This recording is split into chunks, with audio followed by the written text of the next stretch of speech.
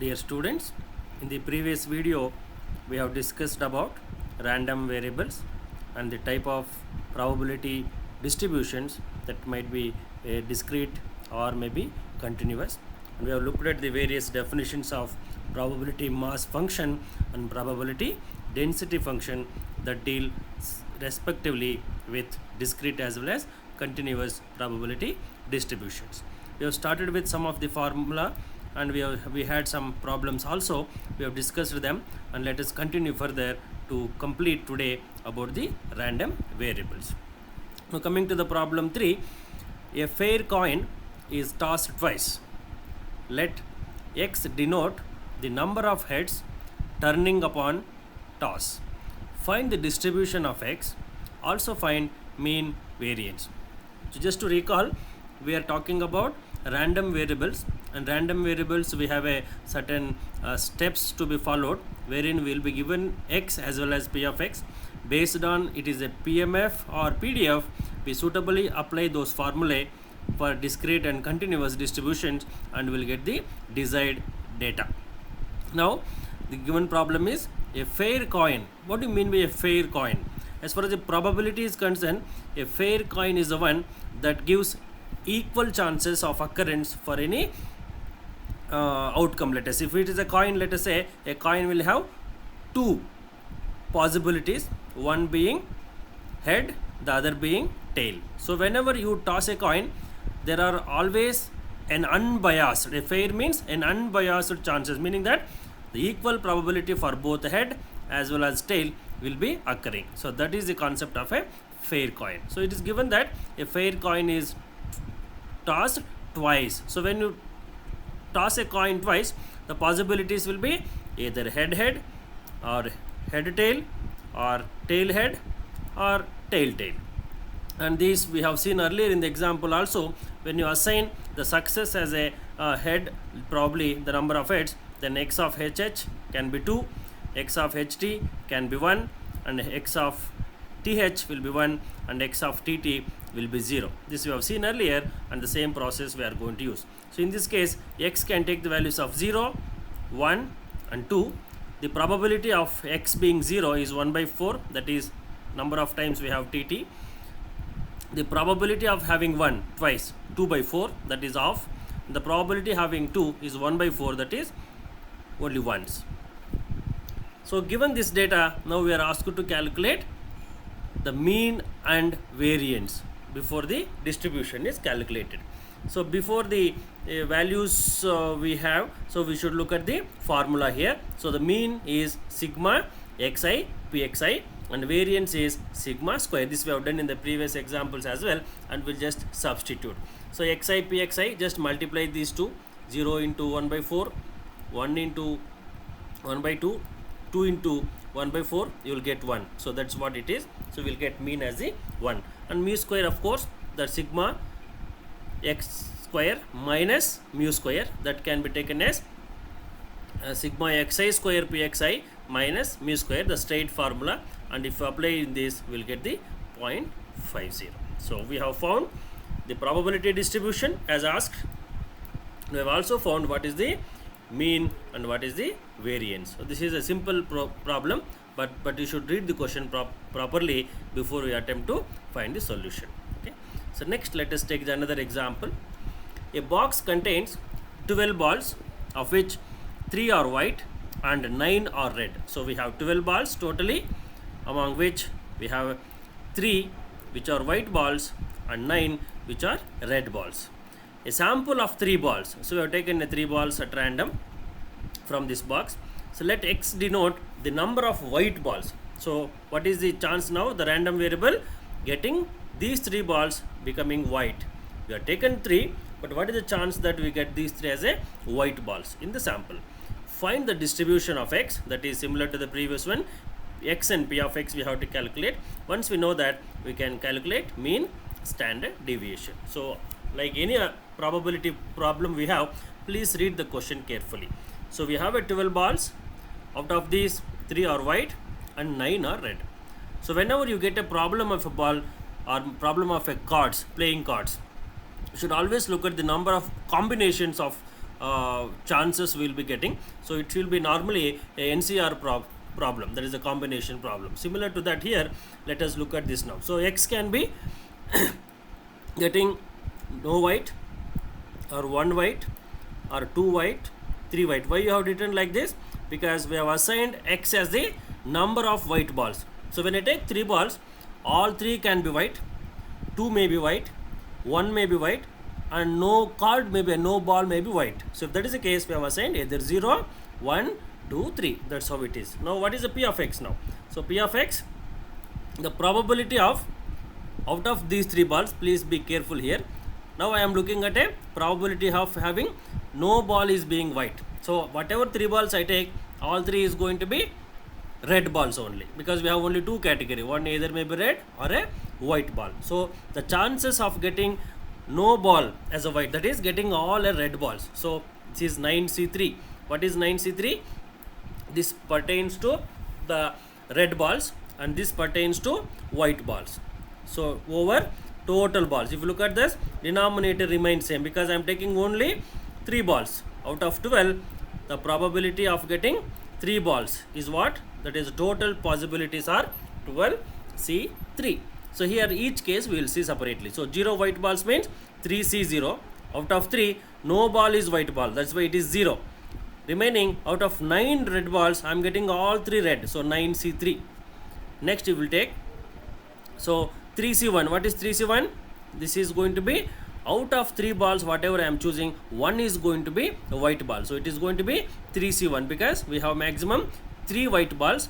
In that we are going to get 1 as the white ball. So 3C1. So total there are 9 red balls. In that, if 1 ball is white, remaining 2 should be red. So thereby it is 9C2. So next, out of 3 white balls, what is the probability that I will get 2 white balls? Because that's what we are looking here. So when I get 2 out of 3 as white balls, I am left with only 1 ball that can be a red ball. Next, last chance is out of the 12 balls what I have, and out of 3 white balls in that, what are the chances that I will get all 3 are white? So that is 3C3. When I get all 3 as white, the red will be 0. So straight away we can apply this and we will get the values like this. So first we have to read the question carefully, understand what are the various possibilities, and as we know, when cards and balls are given, it will be a problem of a combination before we find the probability. So now we are given this. Now we know that when you add this, we will be getting one. Just we did this just to know that we are going to follow the probability mass function. So once we know this, we are getting 1 as a sigma px. Probably we can say that the given data corresponds to discrete probability distribution or probability mass function. Now once we know this, we can easily calculate what is the mean, that is sigma xi pi. Just multiply each of them, we will get 0.75, usual process. Similarly sigma square, but in this question now they have asked us to calculate standard deviation. We don't have direct formula for standard deviation, but once we know the variance, by taking square root of that we can calculate the standard deviation. Thereby we are doing variance now. Once you get the variance, which is e of x square minus mu square, e of x square is nothing but sigma of xi square into pi minus mu square. Mu we have just calculated, and substituting we will get 0.4602. But what we want to calculate is not variance but sigma, that is standard deviation. So by taking square root of 0.4602, we will get 0.6784. So we have calculated standard deviation and we also calculated the mean as required. So this is this problem. Next problem, almost similar problem. If the random variable takes the values 1, 2, 3, 4, they have given the value of x 1, 2, 3, 4, such that instead of giving the actual p of x, they have given a site of equality here. 2 times p of x is equal to 1. That means when I give x value is equal to 1, it will be equal to 3 times when I give the x value is equal to 2. It will be equal to p of x is equal to 3. That will be equal to 5 times of p of x is equal to 4. So here we have something which is equal. So probably that might help us. So once we know the probability distribution, we can calculate whatever the data you want. In this they are asking to calculate cumulative distribution, which is a capital F of x. Now, so we are given with 2 into p of 1 is equal to 3 into p of 2 is equal to p into 3 and is equal to 5 into p of 4. So assume now, which is why you are taking only p of x is equal to 3 as k, because it is not be associated with any numerical constant. Probably that will be easier for us. So we have just assumed this as a k. Once we know this k, we have done similar problems earlier and we can apply them. So this is what we have assumed now. When you assume like this, your probability distribution will be like this. So x is equal to 1, 2, 3, 4 is already given. So p of x is equal to 2 into p of x is equal to 1 is equal to p of x is equal to 3, which is nothing but now k. So when 2 times p of x is equal to 1 is equal to k, so what is p of x is equal to 1? This 2 will go here, it becomes k by 2. Similarly, p of 2. So what is p of 2 and x is equal to 3? P of 2, 3 times p of x is equal to 2 is equal to k. So p of x is equal to 2 is equal to k by 3. Similarly, k by x is equal to 3 is equal to k, we already taken. Now k is equal to 5 times p of x is equal to 4. So p of x is equal to 4 will be k by 5. We just applied this equality what they have given and we found the each p of x. But now the result is not clear. We have to calculate what the value of k is. Since we know that in PMF the addition of all the probabilities will be 1, we'll add all of them as we did earlier in the first and second problem, and once we do that, we'll get our value of k is equal to 30 by 61. So we'll just substitute back. So with this, we'll get 1 is equal to 15 by 61, 2 is equal to 10 by 61, p of 3 is 3 by 6, 30 by 61, p of 4 is 6 by 61. This is our actual probability distribution. Once we know this, we can calculate mean, we can calculate variance, we can calculate standard deviation, we can calculate cumulative distribution. In this problem, it is asked to calculate cumulative distribution, which is capital F of x. As the name says cumulative, it is a summation of all these. For 1, it is as it is. For 2, it is value of 2 as well as value of 1. So add these two. Total you will get 25 by 61. So for 3, p of 1, p of 2, p of 3. For 4, which is the last one, it will be cumulative of all. If we have done correctly, it should be 1, because at any point of time, the addition of all the probabilities is going to be 1. So that's what we have to prove. If we get 1, I think we have done the correct way. So this is how we have to calculate the cumulative distribution. Next problem, a random variable x has the following distribution. Already they have given, but here if you remember, they have given in terms of k. So now whenever you see a problem like this, we have to calculate the value of k. Okay. Now once we know the k, we can calculate whatever the probability they want. So we know that for given PMF, because it is a discrete, the summation of all the probabilities will be 1. Thereby p of 0, p of 1, p of 2, p of 3, p of 4, 5, 6, 7 should be 1. Now we add all these probabilities that are given, that will be equal to 1. So by substituting, we will get a type of a expression, a binomial expression here, which is a 10k square plus 9k minus 1. So we know that our high school mathematics, how to find the factors of it. So by using the same process, we know that 10x k square plus 10k minus k, that is equal to 9k minus 1. I just request you to recall your mathematics, what you have studied in high school. So in factorizing the given expression, so this is what it is, and with that we will be getting k is equal to either 1 by 10 or k is equal to minus 1. And we all know that probability cannot be a negative value, so thereby we will be taking k as 1 by 10, simply because probability is always a positive value. Thereby we will be taking k is equal to 1 by 10. We will not take the k is equal to minus 1. So now k value is given. Once k value is given, I can substitute in this and I can get my values table. X is x 0, 1 to 7. I can have p of x 0, p of 1 k. What is k? 1 by 10, that is 0.1. Like that I can write. So once we get this data, now we are supposed to calculate p x less than 6, p x greater than or equal to 6, p 0 to 5. Let us see the first one. P x less than 6. It already given it is less than 6 means 0 to 5. We have the x only varying from 0 to 7. Less than 6 means these values 0 to 5. So that's what we have written. P of 0, P of 1, P of 2, P of 3, P of 4, P of 5. If we calculate and add, we'll get the 0.81. Simple mathematics, but we should be adding all the probabilities. So next is P of x greater than or equal to 6. So what out of these 0 to 7 x's, greater than or equal to 6 are there only with 2, that is 6 and 7. So that is P of 6 and P of 7. So we'll write P of 6, P of 7, we'll get 0.19. Next probability what we have to calculate is between 0 to 5. What is inequality?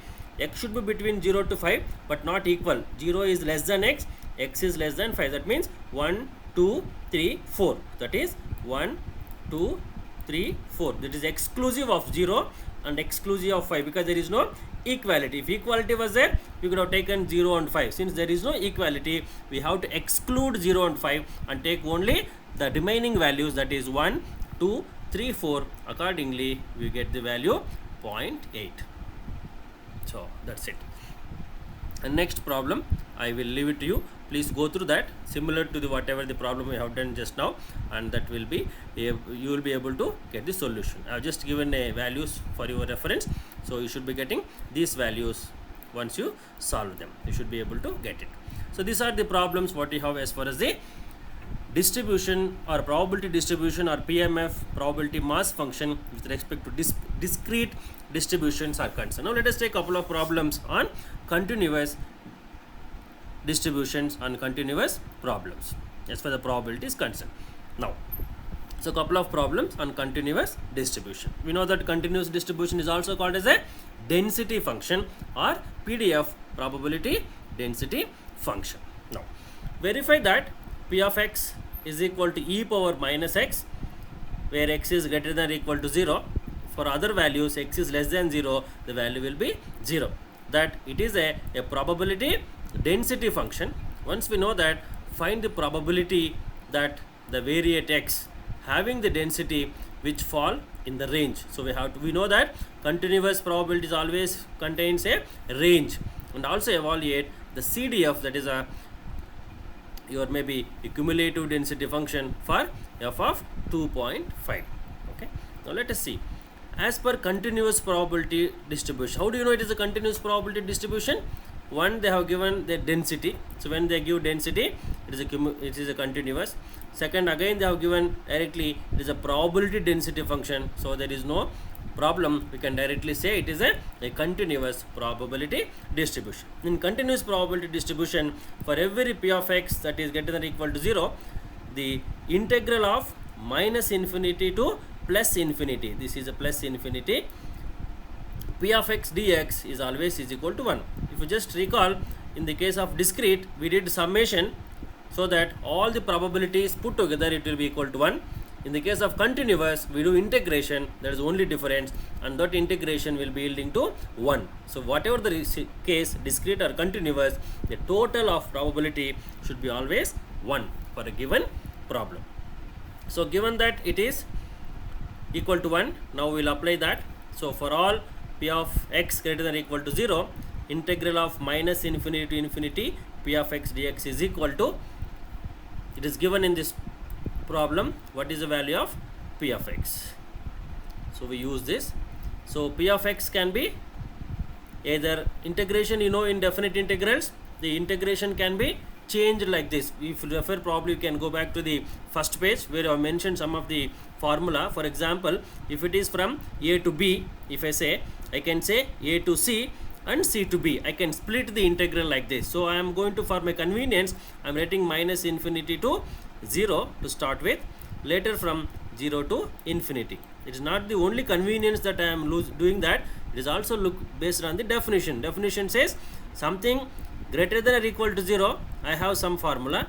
Something less than 0, I have some formula. So if I split, probably I can reduce my burden of calculation. That is the only reason that will be able to help us in making our problem easier. That's why we have split it like this. So for our convenience, we can split, but only thing is you have to follow this chain. So minus infinity to 0, whatever we are doing this here, that will be the lower limit here. So like that. So if you look at this, minus infinity plus infinity is what the original integration what we have. So we are maintaining the formula behind this integration.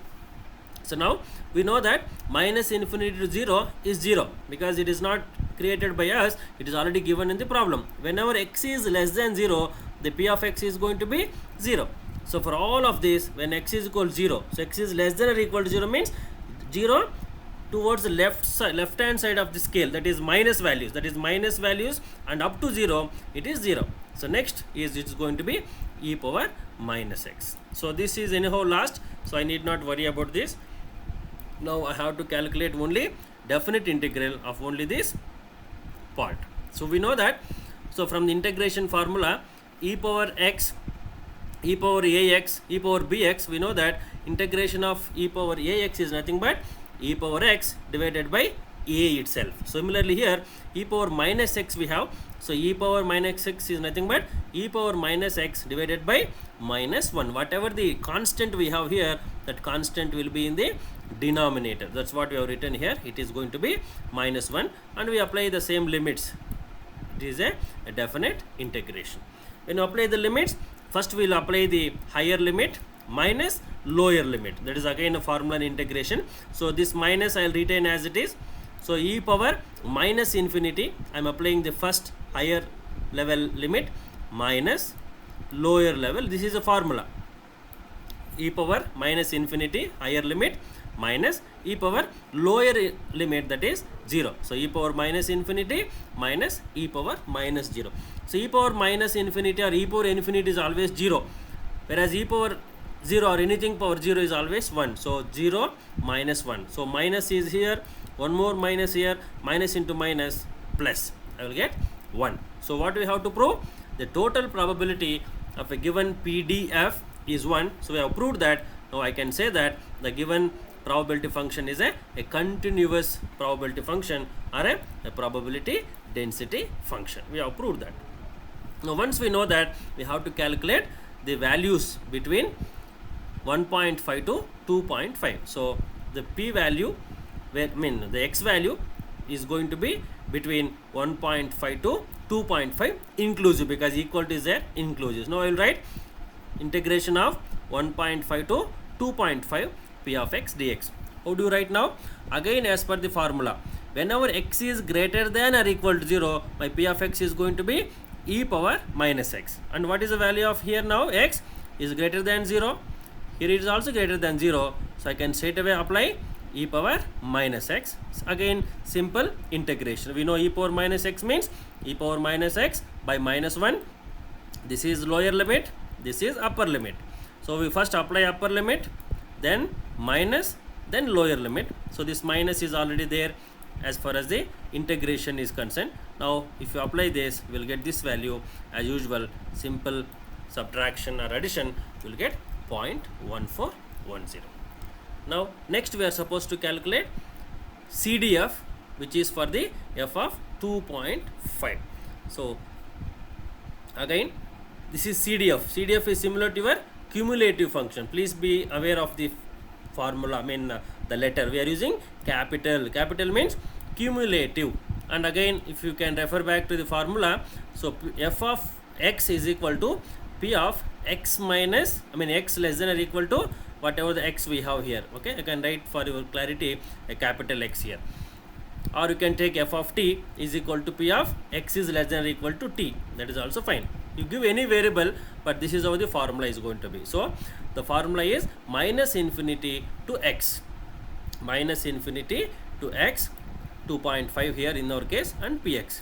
So minus infinity to 0. Again the same process, because our requirement here is to have the values above 0 or less than 0. So less than 0 is this part, minus infinity to 0. Next is 0 to 2.5. So again we know that from minus infinity to 0 it is going to be 0, and remaining is 0 to 2.5. I am just splitting the integral, nothing else, as we did in the earlier case. So we apply this, and usual process, again apply e power minus x, higher limit minus lower limit, you will get some value, and if you substitute that, we'll get finally the value here. So what we have done here is we just observed what is the definition given for p of x. Accordingly, our definite integrals have been splitted so that we can reduce our burden of calculation, nothing else. Okay, please go through this again, you should be able to understand. So next problem is a random variable x has the density function p of x. They have given density function. Density means it is a continuous definition or continuous distribution. So similar to that, instead of the value they have given some k. Let us see how we can calculate the k. Now evaluate the value of k, and as usual other values of probability. Now it's given that it is a PDF, and we know as usual the integration of minus infinity to infinity is equal to 1. So we apply that again. So minus infinity to plus infinity should be equal to 1. So again we will split. See, in the previous problem we have splitted as per the definition of the p of x. In this current problem, p of x has a different definition, so accordingly our split will be different. Please observe here. So how we have splitted it now? Minus infinity to minus 3. Why you have taken to minus 3? Because minus 3 to plus 3 we have a kx square. In all other cases it is going to be 0. But here we cannot use minus 3 to plus 3 directly. So because our minimum integration is minus infinity, maximum integration is plus infinity. So using that we will split accordingly. So we will go from minus infinity to minus 3, one integration, then minus 3 to plus 3, another integration, and 3 to infinity, another integration. So, okay, so minus infinity to minus 3, that means anything less than minus 3 is going to be 0. That's what we have applied here. Anything between minus 3 to plus 3, minus 3 to plus 3 is given as kx square. That's what I have written here. Again, anything between 3 to infinity, so above 3 is also 0, we applied 0. So see, our entire integration has been reduced to a smaller one, that is from minus 3 to plus 3. That's why we have splitted it up. And if you apply same thing, so we know that k is a constant. So once you remove the k constant, we are left with only x square. So x power n, as far as integration is concerned, integration of x power n is equal to x power n plus 1 by n plus 1. Again you can refer the page 1. Some of the important formula have been listed for you to recall. So integration of x square is equal to x cube by 3. That's what you have written here. Again the limit same, minus 3 to plus 3. So we know that first we apply the higher limit, that is 3 cube, x is equal to 3 now. So 3 cube should be 27 by 9, sorry 27 by 3, 9. Similarly minus, and minus 3 cube is minus 27 by 3 minus 9. So 9 minus 9, that is equal to 9 plus 9, 18. So k into 18, so k is equal to 1 by 8. So, sorry, 1 by 18. This is the value of k. So once we know the k, we can apply the value of k here and we will get our p of x. So now we are supposed to calculate p of 1 is less than x is less than or equal to 2. So whatever is given, be careful and write that. So p of 1 less than x is less than or equal to 2. That means between 1 and 2. Between 1 and 2.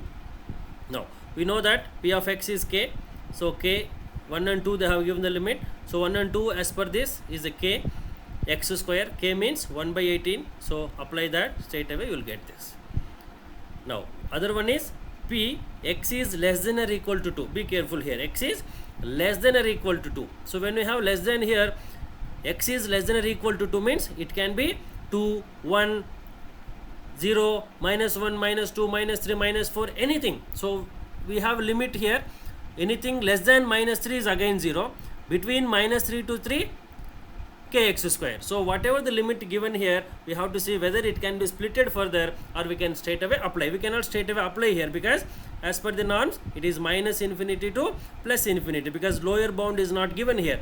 In the previous case lower bound is also given, upper bound is also given, but here lower bound is not given. So lower bound is not given means it's a minus infinity, upper bound given as plus 2.